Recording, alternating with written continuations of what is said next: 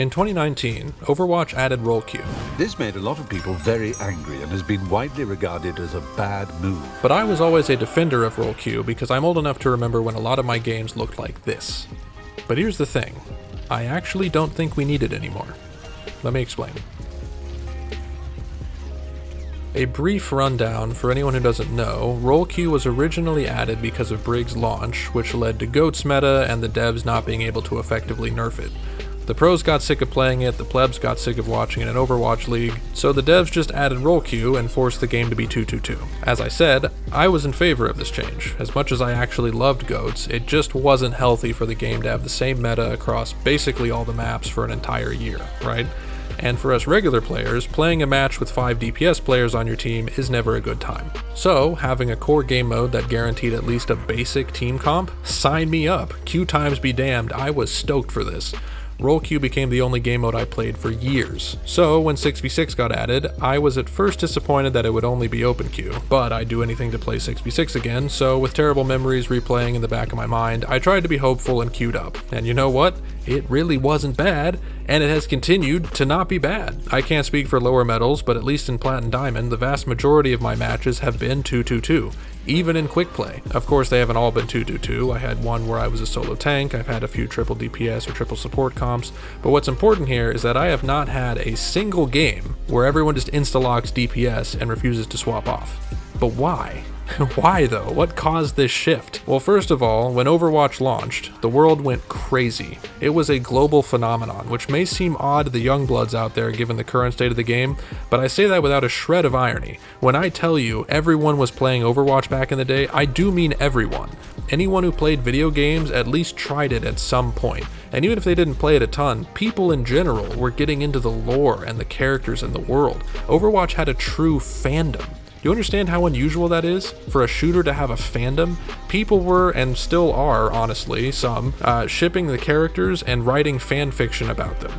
Here's a Tumblr post where someone put Junkrat's face through FaceApp, and the joke is that he's a contestant on RuPaul's Drag Race. Like, this is the level of people talking about it that Overwatch had. And yes, I know people are still doing this, it's just there was so much more of it back in the day because Overwatch was so popular. So when you have a player base with a massive amount of truly casual players, you're going to have a lot of lower ranked games full of people who just want to play their favorite character and that's it. And not even in the same sense that a one-trick would, because this level of casual player isn't trying to get good and climb the ranks with their favorite character. They just love the characters, so they want to play the game. Does that make sense? Being good or bad at the game doesn't really matter. They're not here to learn the mechanics, they're here to learn about the characters that they love. So, when Overwatch fumbled the player base with the content drought and the broken promises, most of the players who stuck around were the ones who really enjoyed the game itself. And as the years went on, those remaining players got pretty good. I'm sure you've heard somebody say, dude, go back and watch old pro matches from 2016, it looks like watching a Plat game from today. And this is largely true, the overall skill of the player base has gone way up. But the other thing that helped, actually, was Marvel Rivals. Rivals siphoned off even more players for various reasons, which, you know, pros and cons to that. But one of the benefits is that now more than ever, the remaining Overwatch players are the most dedicated of the dedicated. And we recently got more evidence for this. The devs updated the community rank distribution curve. And for I think the first time ever, there are more people in Masters than in Bronze. And more importantly than that, there are more people in Plat and above than there are in Gold and below. That's definitely a first. I really wish they would also attach the total players from the time the data was gathered, but that might be, you know, kind of depressing.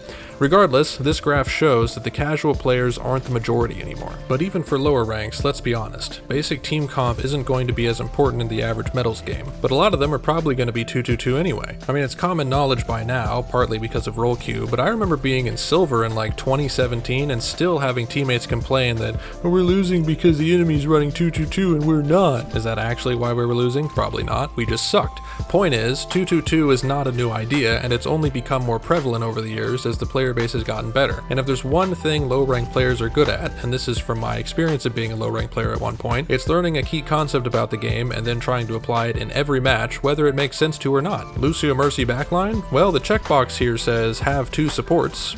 I guess we're good. Let's roll. So TLDR, I no longer think we need roll queue.